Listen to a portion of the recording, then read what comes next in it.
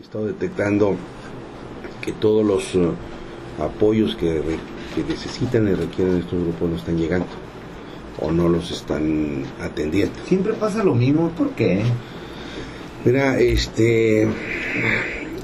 si bien es cierto que los recursos presupuestales siempre no serán suficientes, también es cierto que hoy por hoy el gobierno federal y el gobierno estatal como que los están bateando en función de sus colores partidistas. Ya lo detecté yo a lo largo y a lo ancho del estado. Acabo de regresar de Agua Prieta y Cananea, Caborca, y todo el mundo se queja de lo mismo, que no los pelan, como dicen los chavos, ¿no? Y eso es preocupante, no nomás en el tema del sector agropecuario, por ejemplo, sino también en los temas de los apoyos de tipo social, el programa Oportunidades, por ejemplo, o el de 70 y más, entre otros. Y eso preocupa porque, fíjate, en el sur de Sonora, en Navojoa, Guatabampo, Chihuahua, que también estuvimos hace unos días ahí, la queja de la gente era esa. Casi te preguntan, oye, tú eres... ¿De qué partido? ¿De qué partido? Si eres de color medio así, azulado, te apoyan. Si eres de color tricolor, no te apoyan. Hay una gran queja, ¿eh? Entonces, yo ando viendo ese tipo de cosas, sobre todo. Y segundo lugar, a mí me interesa mucho el apoyo al sector productivo, porque yo soy de los que pienso que más que estar haciendo año con año presupuestos abultados en materia de los temas sociales, que son necesarios, lo más importante es destinar recursos a apoyar a los sectores productivos. Hay que enseñarle a la gente a pescar, no hay que darle pescado. La famosa circunstancia confuciana en ese sentido. Y lo que ha venido sucediendo es que todos los sectores productivos, en materia agrícola, en materia pecuaria, en materia lechera, en materia de horticultura, en materia de agricultura protegida o por ejemplo, o de otra naturaleza, los tienen detenidos.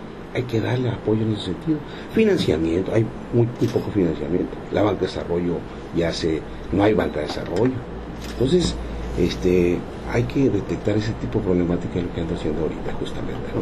Y en la oficina de esa gestión tengo varias reuniones en ese sentido, ¿no? Bueno, no podemos platicar con un político sin preguntarle del último proceso electoral que acaba de terminar. ¿Cuál es su opinión? Bueno, pues fue una contundencia. Mira, en el Estado de México, una relación de 3-1 con el siguiente precandidato, que fue Alejandro Encinas, 3-1. En Coahuila fue 2-1.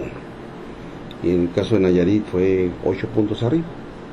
Entonces eso te dice el preludio, pues ahora sí, de lo que viene, la forma en que el PRI, el partido, ha estado trabajando intensamente en todo el país, y bueno, y también en Hidalgo. En Hidalgo se ganaron hasta la capital, que estaba en manos de la oposición o de la Acción Nacional.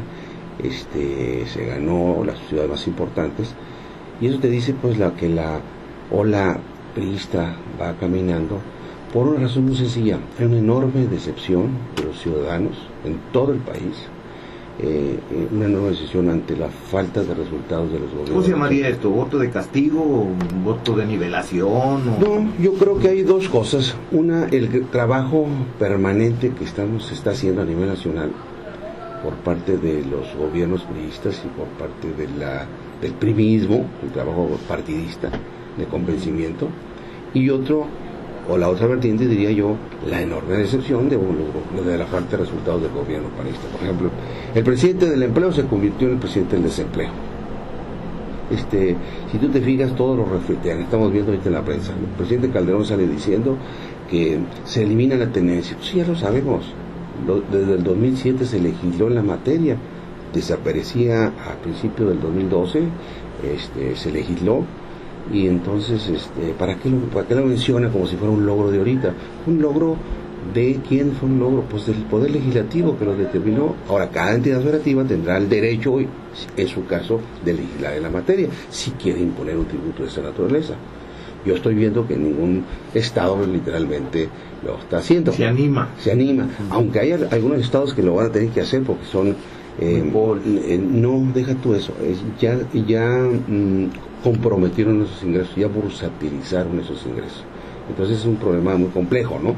Porque los ingresos de la tenencia a nivel nacional eran como unos 25 mil millones de pesos. Forma parte de su gasto fijo. De su gasto. Que no lo pueden... ¿Cómo lo van a compensar? Entonces tienen que hacer con mucha imaginación, bajar el gasto, sin duda, el gasto corriente, y buscar otras fuentes de ingresos, sobre todo aquellos, simplemente cobrar impuestos, lo que no se cobra. Ustedes, diputados experto en números, los conoce perfectamente bien, materia de presupuestos y demás. De repente nos asalta la duda si el tener el IETU y el ISR no es una doble tributación en nuestro país, y que eso legislativamente en esta materia fiscal pues está prohibido. Yo le agrego a lo de Daniel, ¿hasta dónde llega la temporalidad del IETU? Que sí nos dijeron que era un impuesto temporal. Bueno, mira, también en el 2007 se legisló en la materia, y hay un artículo transitorio que decía que a más tardar el 30 de junio del 2011 se iba a evaluar la conveniencia de sostener uno u otro. Bueno, el día 30 de junio, que fue el jueves, la Secretaría de Hacienda envió el análisis. A mí me preguntaron muchos comentaristas y muchos reporteros de la Ciudad de México que estuvieron hablando por teléfono aquí a Sonora. Me preguntaban que si ya había leído el documento. Mire, no lo he leído porque creo que llegó como a las 11 o 12 de la noche ese día. Yo me vine para acá. Y les decía, mira, pues no me extrañaría nada que el gobierno federal va a sostener su posición de que coexistan los dos impuestos. Sí, el secretario de Hacienda dijo que sería irresponsable quitarlo ahorita. No, sería irresponsable, dijo, pero además dijo, el IETU no se quitará. Bueno, el secretario de Hacienda no es legislador, en todo caso es una responsabilidad de los legisladores, diputados y senadores, primero. Y segundo, si bien es cierto que el IETU cumple una función como un impuesto de control, y por lo tanto elevó la recaudación del impuesto sobre la renta, esto te da idea de que habría que legislar en la materia. Nosotros somos de la idea de que debe existir uno solo. La propuesta del senador Beltrones de reforma, pues. No, la propuesta del senador Beltrones fue eliminar el IETU y dejar el impuesto sobre la renta, quitándole huecos al impuesto sobre la renta. Y que pagaran todos. Y que paguen todos. Entonces, eso, pero dándole ¿sabes cuál? Las bondades del IETU, incorporárselas a la ISR. El que quiere fortalecerlo. Nada más, pero uno solo, para facilitarle la vida al contribuyente. ¿Y cuál es la bondad del IETU? La deducibilidad al 100% de las inversiones. Querría decir que el empresario que invierta más va a pagar menos. El que no invierta pues tendrá que pagar lo que corresponda. Entonces y la diferencia sería a nivel flujo en vez de a nivel de vengado. Esa parte nosotros somos de la idea de que lo debemos legislar ya en el mes de septiembre, octubre. ¿Por qué? Porque la ley de ingresos, yo estoy sospechando que el Ejecutivo Federal no va a mandar absolutamente nada, pues porque pues ellos andan en campaña, ¿no? Sin duda. Pero nosotros somos de la idea de que vamos a tener que legislar la materia cuando envíe la ley de ingresos el 8 de septiembre. Entonces, pues ahí los vamos a esperar en la Cámara de Diputados a partir del 8 de septiembre. Nosotros tenemos hasta el 20 de octubre para aprobar la ley de ingresos.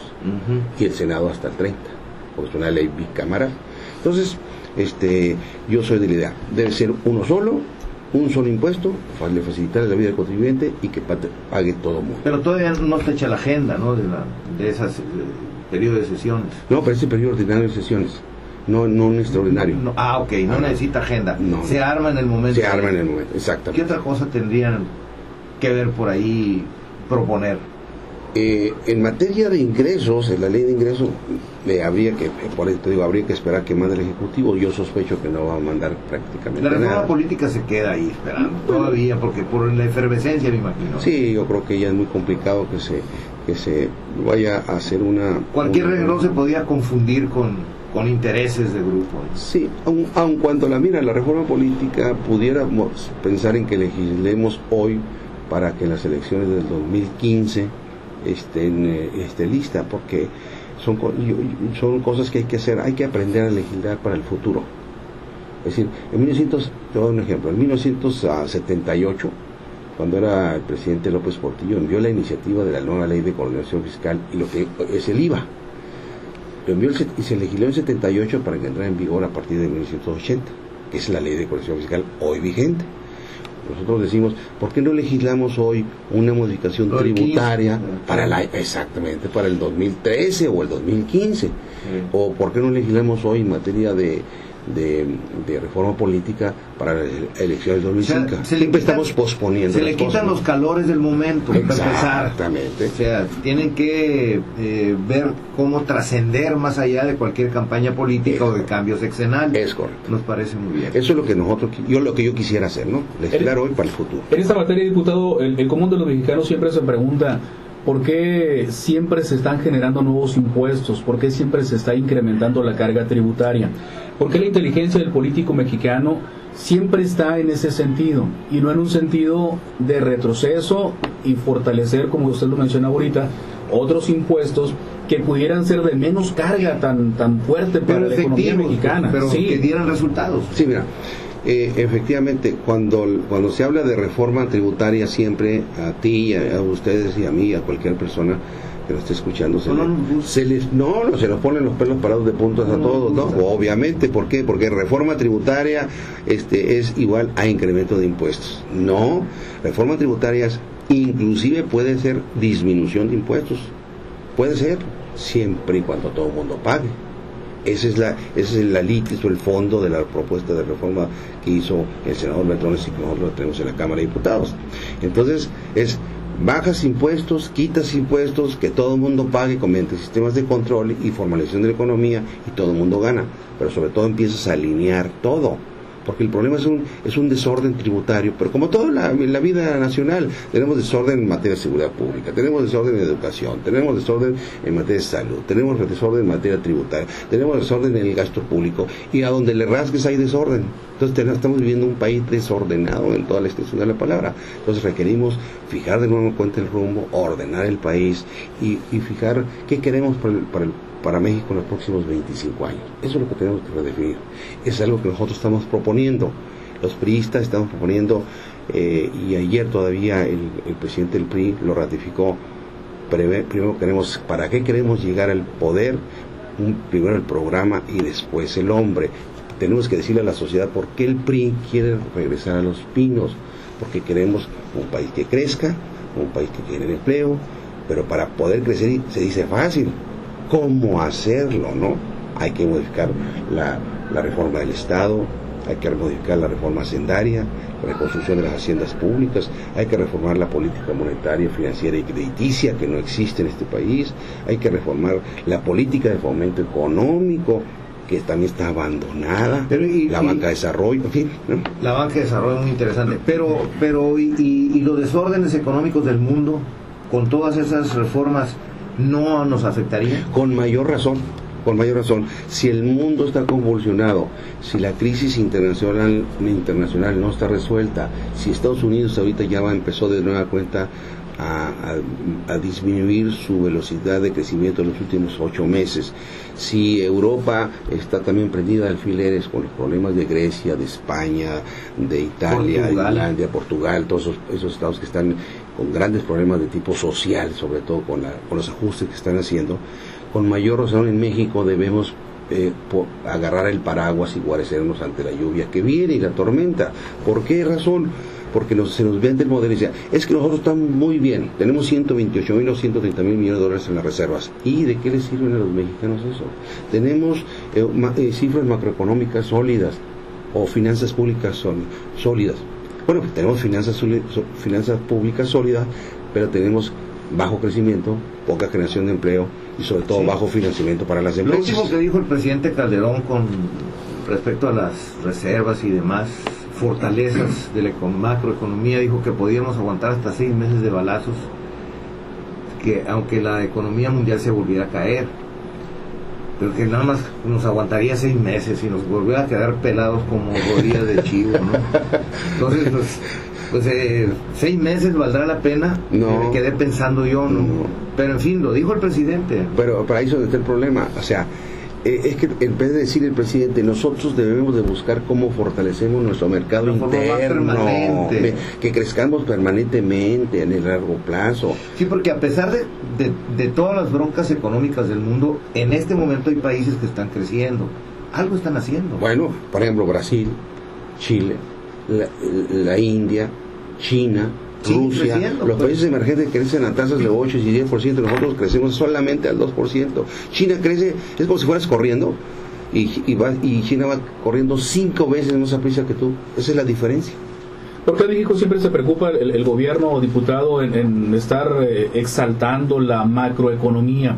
Y estamos bien en la macroeconomía y demás, en fin, pero siempre decimos, ¿y por qué no te fijas en la economía del trabajador mexicano, del asalariado, del ama de casa que no le alcanza para el gasto de la semana? La microeconomía, obviamente usted lo sabe mejor que nosotros, pero fortalecer esa parte es fortalecer los cimientos y las bases de este país y darle fuerza.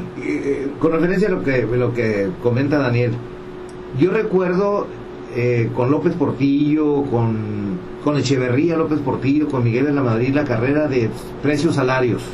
Sí, así es. Todavía Francisco Labastida hablaba de que si el salario subía era inflacionario. ¿Por qué no hay capacidad ni de este gobierno, ni de Fox, ni de los anteriores, ni siquiera de Cedillo, que él sabía cómo hacerlo, de tener buenos salarios sin inflación? Pues que hubiera capacidad de compra para revertir la producción nacional. ¿Por qué no se puede? Porque, a ver, es que es una muy buena pregunta. Yo soy de los que opino, como ahorita soy presidente del Colegio Nacional de Economistas también, estoy haciendo una serie de reuniones a nivel nacional para detectar de todos los actores económicos y políticos y académicos a nivel nacional qué es lo que queremos para México. Y estamos discutiendo justamente eso. ¿Qué están haciendo otros países que nosotros no estemos haciendo? ¿Qué dejamos de hacer en el camino? ¿De qué nos olvidamos? Porque antes sí se crecía a tasas altas, aun cuando era insuficiente, porque también había pobreza y desigualdades de la población. Pero ¿por qué creamos una clase media pujante antaño? Sí, y esa clase media se acabó. Luego llegó la locura de los pinos, con Echeverría, con Miguel de la Madrid. Exactamente, se acabó. ¿Y por qué rompió ese proceso? ¿Y por qué se acabó? Mira, el ancla del crecimiento económico, sobre todo de la dependencia que tenemos con Estados Unidos, está en función del salario. O sea, los costos de producción de las empresas no son iguales que tienen contra los productores de Estados Unidos. Allá las tasas de interés son muchísimo más baratas que aquí, para un crédito. Allá el costo de la electricidad es más barato que aquí inclusive. Allá un montón de insumos son más baratos que aquí. ¿Y sabes cuál es la diferencia? El salario. Aquí es más barato que allá. Entonces, nuestra política... Estamos al revés. Exactamente. Allí es mejor el salario y más bajo el insumo. Y aquí es más alto el insumo y más bajo el salario. Exactamente. Bueno, pues vamos volteando al espejo, ¿no? Esa es la idea, de forma tal que nosotros, sí, cuando dicen vamos a anclar el incremento del salario va a ser 4.5%, pero 4.5% del salario mínimo son 2 pesos, pues. Imagínate, 2 pesos es lo que incrementan al salario mínimo a un trabajador. El 66% de los trabajadores registrados en el Seguro Social gana hasta 2 salarios mínimos. Y además, de los 14.8 millones de mexicanos registrados en el Seguro Social a abril pasado, 66% ganan hasta 2 salarios mínimos. El 90% de los trabajadores registrados en el Seguro Social gana hasta 3 salarios mínimos. El resto, pues, son hasta 4, 5, 6, 7 salarios mínimos. Entonces, si nosotros no tenemos ingresos suficientes para las familias y para las personas, nunca vamos a fortalecer nuestro mercado interno. Yo soy de los que opino que el salario debe crecer muy por encima de la inflación, que vaya también ligado a la capacitación y a la productividad. No están peleados la una con la otra cosa. Si nosotros y los trabajadores, por justicia social, pero sobre todo por una política pública adecuada de fortalecer el ingreso familiar va a provocar consumo y va a provocar el círculo y le va a ir mejor al industrial y al comercial a todo mundo. ¿Por qué no se hace? Precisamente porque el modelo de desarrollo que se tiene aquí está distorsionado en ese sentido. Nosotros somos dependientes de la economía norteamericana y nosotros decimos, vamos a competir, pero vamos a competir con nuestros costos de producción, donde el salario es lo más importante. ¿Ya me entendiste? De chambeadores baratos, buenos, bonitos. Oye, buenos, bonitos y baratos. Que yo no estoy de acuerdo con eso. Precisamente por eso yo estoy profiriendo un modelo de desarrollo totalmente distinto. Porque es una aspirina, pues eso. Oye, dame una chambilla, ¿no? Dame una chambita, ¿no? Decirle al país rico, dame una chambita. Está como lo que ha comentado recientemente el secretario de Hacienda Cordero, también con relación al combustible en Estados Unidos y cómo lo tenemos en México en este momento. Hay que homologar, dijo, hay que homologar. Bueno, que nos homologuen los salarios. Exactamente. Bueno, cuando les conviene a ellos se comparan favorablemente, ¿no? Por ejemplo, el asunto de la gasolina. Bueno, el asunto de la gasolina en Estados Unidos sucede lo contrario. Si el petróleo está caro a nivel mundial, allá sube la gasolina. Ahorita el galón de gasolina está arriba de $4.50, que son como 15 pesos el litro de gasolina aproximadamente. Está caro. Pero si baja el precio del petróleo, baja la gasolina. Y aquí no. No, aquí baja el precio del petróleo y la gasolina y sigue creciendo. No puede ser. Aquí somos gavilanes. ¿Sabes por qué? Eso, porque gavilán que agarra y suelta. Porque el precio ya subió y ahí se queda.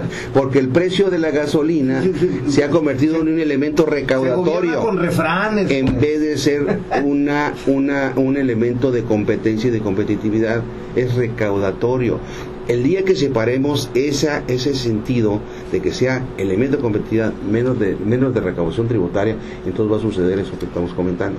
Yo lo he propuesto un sinnúmero de veces, pero no, es que las finanzas públicas van a perder, entonces todos los argumentos, ¿no? Sí, pero claro, hay que trabajar en ese sentido. Estoy trabajando, ¿no? Como dice el senador Beltrón, no hay que gobernar con ocurrencias, pues hay que gobernar con sentido, seguro, con inteligencia, por favor. Ahora, todo eso lo estamos haciendo. Ahí nos saluda, ¿no?, al senador Beltrón, que hace mucho no viene por acá. Estuvo hace en esa silla donde está usted, estuvo una vez y platicamos aquí. Sí, estuvo hace como 3 semanas, ¿no?, cuando vino al homenaje luctuoso de su mamá.